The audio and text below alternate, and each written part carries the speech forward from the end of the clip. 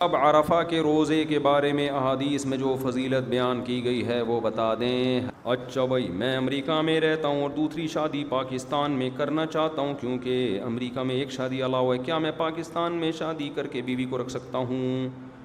دوسرا سوال یہ ہے کہ میں 5 وقت میں سے صرف 4 وقت کی نماز پڑھتا ہوں کیونکہ میری آنکھ فجر میں نہیں کھل پاتی۔ آپ مجھے آسان حل بتا دیں۔ آپ فجر میں بہت پاورفل الارم لگائیں اور دور رکھیں اپنے بیڈ سے۔ جب وہ پاورفل الارم بجے گا آپ اٹھ کے جائیں گے اسے بند کرنے کے لیے، اس سے پہلے کہ محلے والے آپ کو بند کرنے کے لیے آ جائیں، یا آپ کی بیگم چیخنا شروع کر دے اور خلا کا کیس دائر کر دے کہ یہ بندہ روزانہ ہمارے گھر میں صبح صبح ڈول ڈمکے ہو رہے ہوتے ہیں۔ تو آپ دور رکھیں الارم، اور اسے بند کرنے کے لیے جب آپ جائیں گے تو آپ کی آنکھ بھی کھلے گی اور آپ کی نیند بھی کافی حد تک کم، اور واش روم کے قریب رکھیں وہ، تو وہیں واش روم ہو، وہیں بند کرنے کے لیے واش روم میں گھس جائیں وہاں سے۔ جیسے ہی واش روم میں گھرے ٹن مارا، ہمارے یہاں ایسے ہی ہے واش روم، یہاں سے یوں کر کے ٹن مارنا پڑتا، واش روم یوز کیا، پھر آپ نے کیا کیا، فوراً پانی مار دیا آنکھوں پہ، بس۔ پھر بھی اگر نماز نہیں پڑھتے اس کا مطلب بھائی آپ کو نماز پڑھنا کا شوق ہی نہیں ہے، تو یہ نسخہ استعمال کریں، انشاءاللہ آنکھ کھلے گی۔ دوسرا یہ کہ میرا دوسری شادی پاکستان میں کرنا چاہتا ہوں، پاکستان میں کر لیں آپ شادی۔ امریکہ والوں کو تو ایسے ٹھا کر کے رشتے ملتے ہیں، بھائی آپ صرف لڑکی والوں کو یہی بتائیں گے نا امریکہ میں رہتا ہوں، وہ پھر آپ کی تلاشی بھی نہیں لیں گے، ٹھیک ہے نا۔ یہاں امریکہ کی بڑی ویلیو ہے، فوراً ٹھا کر کے بیٹی دیں گے۔ اب مسئلہ یہ ہے کہ برابری کیسے کریں گے، یہ بڑا ایک مسئلہ ہے، کیونکہ جتنی راتیں ادھر گزارنی ہیں اتنی ہی ادھر، تو بھائی 6 مہینے وہاں گزار لیں، 6 یہاں گزار لیں، 1 سال وہاں گزار لیں، 1 یہاں گزار لیں۔ یہ بھی ممکن نہیں ہے تو دوسری والی کو پہلے بتا دیں کہ میں اس شرط پہ شادی کر رہا ہوں کہ میں آپ کو راتوں کے معاملے میں پراپر ٹائم نہیں دے سکتا، کیونکہ وہاں میری ڈیوٹی زیادہ ہے، مجھے 1 مہینے کی چھٹی ملتی ہے تو سال میں 1 مہینہ گزاروں گا، 11 مہینے اس بیوی کے ساتھ۔ تو اگر آپ اس پہ خوش ہیں تو مجھ سے شادی کر لیں، ادروائز وہ نہیں کرے گی شادی۔ تو جو مجبور عورت ہوگی وہ کر لے گی، some thing is better than nothing کے اصول کو سامنے رکھتے ہوئے۔ بہت سی ایسی عورتیں ہوتی ہیں کہہ رہے ہیں چلو یار میاں تو مل گیا نا، خرچہ تو مل رہا ہے نا، اس میں پھر بھی عورت کا بہرحال فائدہ ہے۔ کیا ہے فائدہ؟ ہے نا کہ وہ جو مجبور ہوگی وہ کرے گی، جو مجبور نہیں ہوگی وہ کہے گی نہیں بھائی میں نہیں کر رہی، تو یہ اس کو حق اللہ نے دیا، وہ کہے میں نہیں کرتی۔ تو یہ اس طرح سے پھر کی جا سکتی ہے، ادروائز پھر تو برابری تو بہرحال ضروری ہے۔ آپ سے گزارش ہے کہ میں آپ سے ڈائریکٹ کانٹیکٹ کرنا چاہتا ہوں۔ اچھا ڈائریکٹ کانٹیکٹ میرا سفر ہے، پھر اس کے بعد انشاءاللہ صلو علی الحبیب۔ مفتی صاحب تھوڑی سی بات پر ٹینشن لیتا ہوں، جسم میں گھبراہٹ بہت ہوتی ہے، سر میں بھی درد ہوتا ہے۔ دیکھو یہ بعض دفعہ کوئی تھوڑی سی بات پہ جو ٹینشن لے رہا ہوتا ہے یہ فزیکلی کوئی فالٹ ہوتا ہے انسان کی باڈی میں، تو یہ آپ ڈاکٹر کو بھی بتا سکتے ہیں۔ ایک تو نارمل آدمی تھوڑی سی بات پہ ٹینشن لے رہا ہے، یہ روحانی فالٹ ہے۔ یہ کون سا فالٹ ہے؟ روحانی فالٹ ہے، اس کا ہم علاج کریں گے۔ لیکن بعض دفعہ ایک آدمی کمزور ہے، خون کی کمی ہے، یا وہ بلڈ پریشر کا مسئلہ ہے اس کے ساتھ، یا شوگر کم ہو جاتی ہے، یہ سب چیزوں کی وجہ سے بھی انسان کو چھوٹی چھوٹی باتیں، نیند ہی پوری نہیں ہوئی ایک آدمی کی، جاگا ہوا ہے کب سے، تو وہ تو ٹینشن لے گا نا۔ تو اس کا حل ڈاکٹر کے پاس ہوتا ہے، اس کا حل مولانا کے پاس نہیں۔ تو پراپر نیند ڈاکٹر کو بتا دیں بھائی پراپر نیند ہو رہی ہے کہ نہیں ہو رہی، یا وغیرہ وغیرہ وغیرہ وغیرہ۔ تو یہ وظیفوں میں نہ پڑھائے، وظیفہ صبح شام اللہ کا ذکر بس ویسے ہی کیا کریں۔ تو کمزوری کی وجہ سے انسان جلدی ٹینشن لیتا ہے، سمجھتے ہیں؟ تو ایکسرسائز کریں، کھائیں پئیں پھوڑیں تھوڑیں، ایک دم پاورفل ہو جائیں گے تو ٹینشن لینا ختم ہو جائے گی، حقیقت بتا رہا ہوں۔ اگر ذی الحجہ کا چاند نظر آنے کے بعد بال یا داڑھی وغیرہ کی سیٹنگ کرا سکتے ہیں، قربانی ہی کرنی ہو تو یا کاٹنا گناہ ہے؟ حدیث میں آتا ہے جس نے قربانی کرنی ہے تو ذی الحجہ کا چاند نظر آنے کے بعد وہ اپنے بال اور ناخن نہ کاٹے، لیکن یہ استحبابی حکم ہے، واجب حکم نہیں ہے، بہتر ہے کہ نہ کرے، اگر کوئی کر لے تو بھی کوئی گناہ نہیں ہے۔ پردے کے حوالے سے یونیورسٹی کا کیا حکم ہے؟ ایجوکیشن کا زمانہ ہے، وہی حکم ہے جو نبی کے دور میں حکم تھا، نظر کی حفاظت کرنی ہے، نامحرم لڑکیوں سے فری نہیں ہونا، یہ حکام اسلام کے چینج نہیں ہوئے۔ مفتی صاحب عرفہ کے روزے کے بارے میں احادیث میں جو فضیلت بیان کی گئی ہے وہ بتا دیں۔ حدیث میں آتا ہے کہ 1 سال پچھلے اور 1 اگلے گناہوں کا کفارہ ہے، اس سے صغیرہ گناہ مراد ہوتے ہیں، بہت بڑی فضیلت ہے، رکھنا چاہیے۔ اور عرفہ کے روزوں میں 2 نہیں ہے، ضروری نہیں ہے، جیسے محرم میں ہوتا ہے نا 9 10 یا 10 11، تو عرفہ میں ایک ہی روزہ ہے.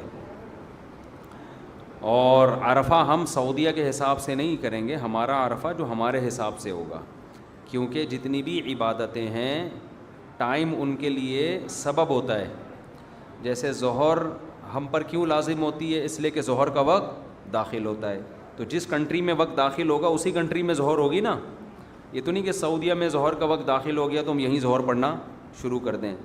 تو عید الفطر جو یوم نحر ہے، قربانی کا دن، تو قربانی کا جو دن ہے جس کو یوم نحر کہا جاتا ہے وہ 10 ذی الحجہ ہے، تو 10 تاریخ ہوگی نا.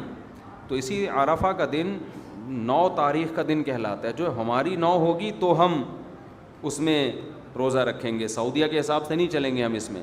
سمجھتے ہو؟ لوگ کہتے ہیں بھائی وقوف عرفہ تو سعودیہ میں ہو رہا ہے نا، وہ تو ہمارے حساب سے 8 تاریخ کو ہوتا ہے وقوف عرفہ. پاکستان میں 8 ہوگی، وہاں کیا ہوگی؟ 9 تاریخ ہوگی. تو ایسے تو یوم نحر بھی جو قربانی کا دن ہے سعودی عرب میں، جب یہاں 9 ہوگی تو وہاں 10 ہوگی. ابراہیم علیہ السلام نے تو وہاں کی 10 کے حساب سے قربانی کی تھی نا. تو بھائی ابراہیم علیہ السلام نے جب وہاں کی 10 کے حساب سے قربانی کی تھی تو اس کا مطلب 10 تاریخ متعین ہو گئی. اب جس ملک میں 10 تاریخ ہوگی اس تاریخ میں قربانی کا دن ہوگا. تو جس ملک میں عرفہ والی تاریخ آئے گی اس ملک میں عرفہ کا روزہ ہوگا. سمجھتے ہو؟ ویسے بھی یہ اتنی اللاجیکل سی بات ہے کہ آپ سعودیہ کے حساب سے عرفہ منائیں کہ وقوف عرفہ سعودی عرب میں جب شروع ہوتا ہے نا، تو جو ممالک سعودیہ سے 12 گھنٹے پیچھے ہیں ان میں تو عرفہ کا دن ہی شروع نہیں ہوتا. وہ جب ان کا عرفہ کا ٹائم شروع ہوگا تو ہو سکتا ہے سعودیہ میں وقوف عرفہ کا ٹائم ختم ہو چکا ہوگا. تو وہ کیا کریں گے؟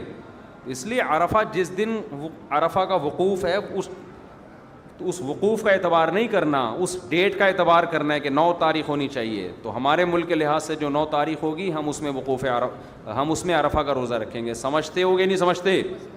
مفتی صاحب حج کی فضیلت اور نہ کرنے کی وعید. ایک روایت میں آتا ہے کہ جو حج جس پر لازم ہوا وہ حج نہ کرے تو وہ یہودی ہو کے مرے، عیسائی ہو کے مرے، مجھے اس کی پرواہ نہیں ہے. اور قرآن کے الفاظ دیکھو کہ وَلِلَّهِ عَلَى النَّاسِ حِجُّ الْبَيْتِ مَنِ اسْتَطَاعَ إِلَيْهِ سَبِيلًا. اللہ کے لیے لوگوں پر لازم ہے کہ جو بیت اللہ جانے کی استطاعت رکھتے ہیں وہ بیت اللہ کا حج کریں. آگے قرآن کے الفاظ دیکھو وَلِلَّهِ عَلَى النَّاسِ حِجُّ الْبَيْتِ مَنِ اسْتَطَاعَ إِلَيْهِ سَبِيلًا. آگے کیا الفاظ ہیں؟ وَمَنْ كَفَرَ فَإِنَّ اللَّهَ غَنِيٌّ عَنِ الْعَالَمِينَ. جو انکار کرے گا تو اللہ تمام جہان والوں سے غنی ہے. کیا مطلب؟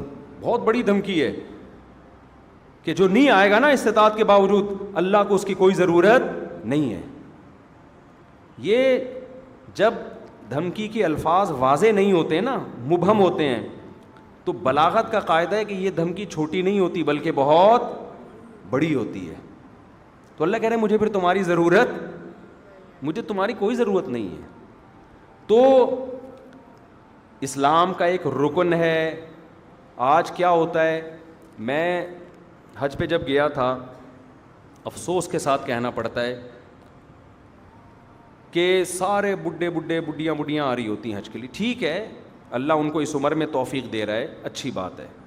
نہ آنے سے بہتر تھا کہ چلو اب آ گئے. میرے بھائی یہ جوانی کا کام ہے، سمجھتے ہو؟ جب جیسے ہی پیسہ آئے سب سے پہلا کام کیا کرو؟ حج کرو. اس کو ڈیلے کرتے ہیں، سارے کاموں سے فارغ ہو کر، بچیوں کی شادیاں، اپنی بھی 4 ٹوٹل مکمل، غلطی سے نکل گیا، اپنی بھی شادی ہو گئی.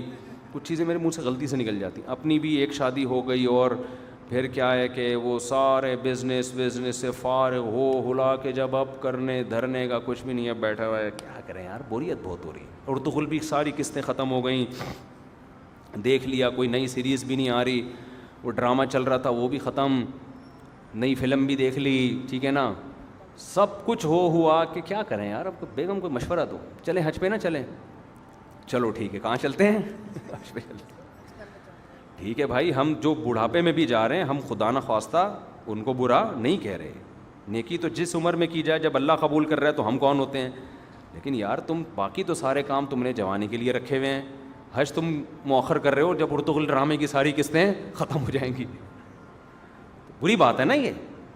جب آپ اللہ کے حکم کو ویلیو نہیں دو گے تو اللہ آپ کو ویلیو دے گا. دیکھو حج آپ کی زندگی پلٹ دیتا ہے, تو زندگی پلٹنے کی ضرورت جوانی میں ہے. جوانی میں چینج ہو گئے, آگے خیر کا بہت زیادہ موقع ملے گا, بہت موقع ملے گا.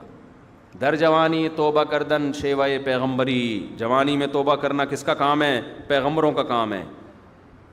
تو حج میں انسان بعض دفعہ زندگی چینج ہو جاتی ہے اس کی. جب وہ اللہ کے شاعر دیکھتا ہے نا وہاں پہ, کیسا لاکھوں کا مجمع منا سے عرفات سے نکل کے مزدلفہ, چیونٹیوں کی طرح لوگ ہوتے ہیں.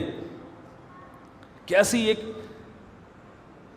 ایک اللہ کی نشانیاں نظر آتی ہیں وہاں پہ. کیسا دیوانوں کی طرح بیت اللہ کا طواف. بقرعید کے 3 دنوں میں جو طواف زیارت ہوتا ہے نا, اتنا رش پوری دنیا میں کہیں نہیں ہوتا. لاکھوں روپے لوگ خرچ کرنے کے گئے ہوئے اور اللہ کے گھر کے گرد گھوم رہے ہوتے ہیں. ذرا کبھی چھت سے کھڑے ہو کر حرم کی چھت سے دیکھا کریں, ایک انسانوں کا سمندر ہے اور وہ سارے بیت اللہ کے گرد دیوانہ وار گھوم رہے ہیں. یہ اسلام کی عظمت دیکھنے کا موقع ملتا ہے. اس سے انسان کے اندر دل تبدیل ہوتا ہے. حج میں بڑی قربانیاں دی جاتی ہیں, اور حج تو ہے ہی ساری دیوانگی. حج کے اکثر احکام ایسے جن کی بظاہر کوئی لاجک نہیں ہے. اللہ نے کہا میرے دیوانے بن کے آؤ, جیسے جیسے کہہ رہا ہوں کرتے چلے جاؤ. کیسے عجیب عجیب کام کروائے جاتے ہیں. سب سے پہلے ہم سے ہمارا لباس اتروا لیا. 3 پیس سوٹ اور ٹائی میں جو گھوما کرتے تھے, بالوں کی کٹنگ, اور ان کو 2 چادریں پہنائی جا رہی ہیں. اب انسان کے بچے بن کے آنا ہمارے گھر میں. اگر دیوانے ہو تو دیوانوں والا اسٹائل چاہیے. ابھی وہ جو آفس جس اسٹائل میں جاتے ہو نا, وہ والا اسٹائل بولو نہیں چلے. جو اللہ کے نیک بندے ہیں, جو اللہ کے حکم کے سامنے سر جھکانا جانتے ہیں, اللہ سے ان احکامات کی لاجک نہیں پوچھتے. جیسے شیطان نے پوچھا تھا نا, کیوں سجدہ کروں میں آدم کو, وائے, تو یہ نہیں پوچھتے. ابراہیم علیہ السلام کو اللہ نے حکم دیا بیٹے کو ذبح کرو. یہ حکم بظاہر زیادہ اللاجیکل تھا کہ معصوم بیٹے کی گردن کاٹنے کا حکم دیا جا رہا ہے. شیطان کو جو حکم دیا سجدہ کرو, یہ اتنا اللاجیکل نہیں تھا. لیکن شیطان نے کہا اس کی لاجک کیا ہے, میری سمجھ میں نہیں آ رہا. میں آگ سے بنا ہوں, یہ مٹی سے, میں کیوں سجدہ کروں. آدم علیہ السلام کو اس سے زیادہ عجیب حکم دیا کہ اپنے معصوم بیٹے کو اپنے ہاتھ سے کاٹ دیں, ذبح کر دیں. سوری, ابراہیم علیہ السلام کو. لیکن ابراہیم علیہ السلام نے اس کی لاجک بولو نہیں پوچھی. کہا بیٹا مجھے اللہ نے حکم دیا ہے تجھے کاٹ دوں. بیٹے نے کہا جب اللہ کا حکم ہے تو بھائی ہم کیا کہہ سکتے ہیں, بھائی کاٹ دیں, آپ میرا گلا کاٹ دیں, ذبح کر دیں. تو حج ان احکامات کی بھی یادگار ہے. تو آپ جاتے ہیں حج پہ, وہاں آپ جانور ذبح کرتے ہو, آپ رمی کرتے ہو. وہاں شیطان نہیں ہے, وہ تو ایک نشانیاں ہیں 3, لیکن آپ پتھر مارتے ہو, رمی کرتے ہو. کیوں؟ ابراہیم علیہ السلام نے یہاں شیطان کو کنکریاں ماری تھی, جو آپ کو بہکا رہا تھا کہ اپنے بیٹے کو کیوں ذبح کر رہے ہو, کیا بگاڑا اس نے. ابراہیم علیہ السلام نے شیطان کو دلائل سے جواب نہیں دیا, پتھر اٹھا کے مارے. اللہ نے کہا تم جاؤ وہاں کنکریاں پھینکو. اب اے اللہ, وہ تو ابراہیم علیہ السلام تھے, وہاں تو سچی مچی کا شیطان تھا, میں کیوں کنکریاں پھینکوں. تو اس کا مطلب جب آپ نے کیوں کر لیا تو آپ کس کی لسٹ میں آ گئے؟ شیطان کی. کیسا عجیب حکم ہے, جا کے 7 کنکریاں مارنی بھی ایسے ہیں. یا تو ہوتا نا وہ اٹھا کے مارو تو سمجھ میں آتا ہے, ایسے ایسے پھینکنی ہے جا کے. حاجی 10-15 لاکھ روپے یہ کرنے کے لیے جا رہا ہو, خرچ کرتا ہے یہ کام کرنے کے, ایک طوفان لوگوں کا کنکریاں مارنے کے لیے. کیوں؟ کس کا حکم ہے بھائی؟ اللہ کا حکم ہے, اللہ کا آرڈر ہے. لباس اتار لیا اپنا, کتنا مشکل کام ہے انسلا لباس پہننا. 3-4 دنوں میں دماغ ٹھکانے آ جاتا ہے. پھر جب ہم پہنتے ہیں نا اپنی شلوار قمیض, ایسا سکون ملتا ہے یار. میں جب حج کرنے گیا تو مینا میں تو 3 دن سویا نہیں احرام کی حالت میں نا, کیونکہ رش اتنا, بہت, جتنا بھی VIP حج ہو ٹینشن ہوتی ہے. پھر مینا میں میرا بستر لگ گیا ایک صاحب کے ساتھ, وہ بغل مجھے دکھا رہے ہیں اپنی کہ دیکھ لے بھائی, یوں کر کے سو رہے ہیں, ان کی بغلیں ماشاءاللہ. میں نے کہا یار اس کو اب کیا کرے آدمی, ان کو کیا کرے یار, یہ مجھے کیوں دکھا رہے ہو بھائی.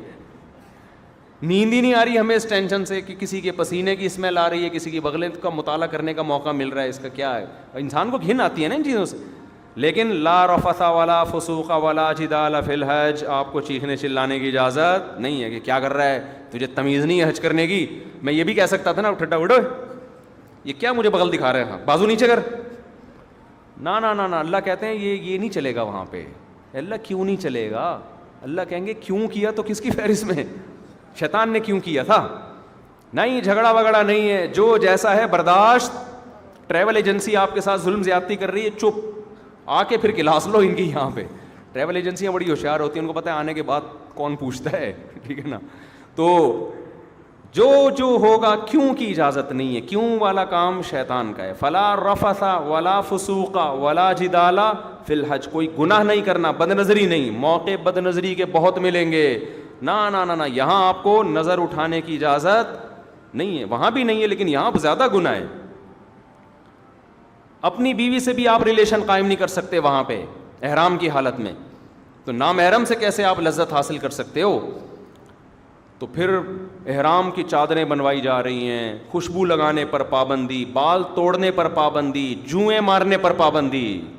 اب تو بڑا وی آئی پی حج ہو گیا. صحابہ کرام کے تو 1-2 مہینے کے احرام ہوتے تھے. حدیث میں آتا ہے بعض صحابہ کے سروں میں نا جوئیں گر رہی ہوتی تھی نیچے، ٹھیک ہے نا. قربانی کرو، حلق کراؤ. اب کیا کرنا ہے؟ اب طواف زیارت کرنی ہے. بقرعید کے 3 دنوں میں اللہ اتنا رش ہوتا ہے، ان 3 دنوں میں کیوں کا بول دیا تو کس کی لسٹ میں آ جاؤ گے؟ کیوں نہیں؟ جاؤ طواف زیارت کرو. اتنی پبلک، 3 عظمت والے دن ہے نا یہ ایام نہر، عظمت والے دن ہیں. پھر کیا کریں؟ طواف زیارت کر کے واپس آ جاؤ مینا.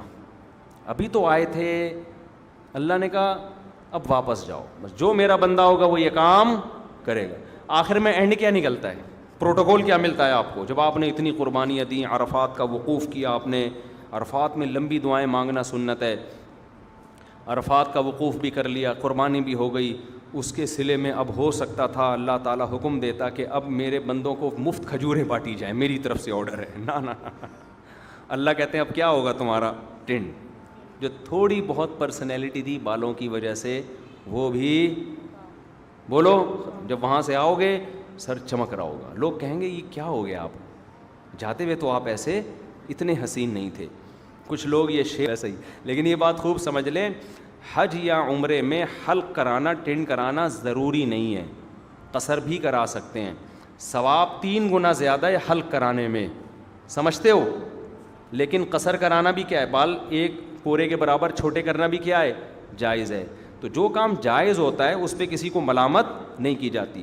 میں نے جب پہلی بار حج کیا، میرے اتنے بڑے بڑے بال تھے، میں نے ان بالوں کی قربانی دے کے ٹینڈ کرا لی. آپ کو پتہ ہے اتنے بڑے بال ہونے میں بڑا ٹائم لگتا ہے. ہم نے ٹینڈ کرائی. ہم نے کہا یار یہ سنت ایک دفعہ ہم زندہ کریں گے، حلق کی سنت. ٹینڈ کرا لی ہم نے. عمرے میں بھی ٹینڈ کرائی، حج میں بھی ٹینڈ کرائی. دوبارہ میں عمرے پر گیا، میں نے ٹینڈ نہیں کرائی، میں نے قصر کرا لیا. میں نے کہا چلو حلق کی سنت زندہ کر دی ایک دفعہ، اب ہم قصر کرا لیتے ہیں تاکہ گھر میں تھوڑی سی عزت ہو ہماری. اسی کی وجہ سے تھوڑی سی عزت گھر میں شادی شدہ آدمی کی کہاں کیا عزت ہوتی ہے آپ کو پتہ ہے. تھوڑی سی بالوں کی وجہ سے عزت رہ گئی ہے. وہ بھی ٹینڈ کرا لی تو ختم ہو جائے گی.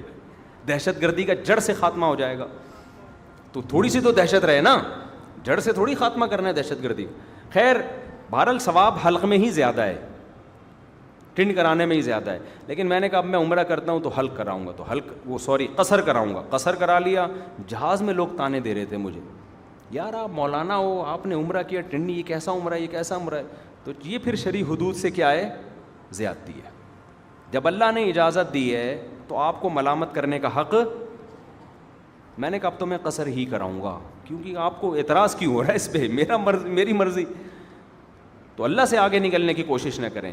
بعض دفعہ بعض لوگ، میں جب جدہ میں تھا تو وہاں میں نے دیکھا بہت سے لوگ یہاں 5-6 سال سے جاب کر رہے ہیں، عمرہ نہیں کر رہے. وہ میں نے کہا کیوں نہیں کرتے عمرہ یار؟ تمہارے تو حرم اتنا قریب ہے. کہہ رہے ہیں یار ٹینڈ کرانی پڑے گی، ہم نہیں کرا سکتے.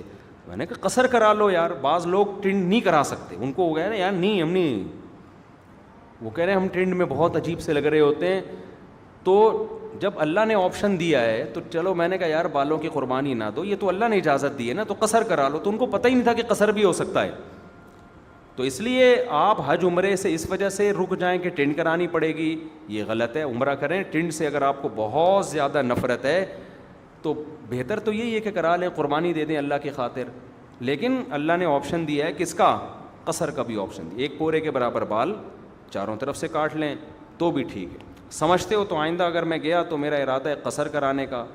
کہ قصر کرا لوں گا. تو ایسا نہ ہو میں عمرے سے یا حج سے آؤں آپ بولیں یار یہ تو ویسے جیسے گئے تھے ویسے, تو آپ کو اعتراض کا حق نہیں ہے. میرے بال, میری ٹنڈ, میری مرضی, میری جیب کے ریال پیسے, میں ٹنڈ کراؤں یا میں قصر کراؤں. ہو سکتا ہے ٹنڈ کرا لوں میں کہ یار قربانی دے دو, دہشت گردی کا جڑ سے خاتمہ کر دو, ایسی کی تیسی, بعد میں دیکھیں گے ہوتا کیا ہے. ہو سکتا ہے یہ بھی ہو جائے, ہو سکتا ہے قصر کر لیں. تو اپنے کسی کے ذاتی معاملات میں دخل انداز, کیونکہ میں پہلے جب عمرہ کیا نا, لوگ مجھے ہر آدمی یہ کیسا عمرہ ہے یار, آپ کے تو سر پہ اسی طرح بال لٹک رہے ہیں, یہ کیسا ہے عمرہ ہے یار, یہ کیسا ہے عمرہ ہے یار. تو اعتراض کرنے کی میرے بھائی اجازت نہیں ہے, یہ پھر بدعت ہو جائے گا. سمجھتے ہو, جس چیز کی اللہ نے اجازت دی ہے تو اس کو دیکھو. پیر جمعرات کا روزہ رکھنا سنت ہے نا, نہ رکھے تو آپ کیسے کیوں نہیں رکھا بھائی بھائی سنت ہے ہی اسی لیے کہ کوئی دوسرا طنز نہ کر سکے. یار رمضان کا چھوڑ دے تو آپ پوچھیں یار فرض ہے, یہ کیسے چھوڑ دیں, مسلمان ہو کے روزہ چھوڑ رہے ہو. سمجھتے ہو کہ نہیں سمجھتے؟ تو اس لیے میرے بھائی حج کے لیے پیسے جمع کیا کرو, حج پہ جایا کرو. یہ تو بڑی پیاری عبادت ہے, اس ایسی یونیک عبادت ہے. یہ دیوانوں کے لیے, اللہ سے محبت کرنے والوں کے لیے اس سے زیادہ ذائقے والی, لطف والی عبادت کوئی ہے نہیں.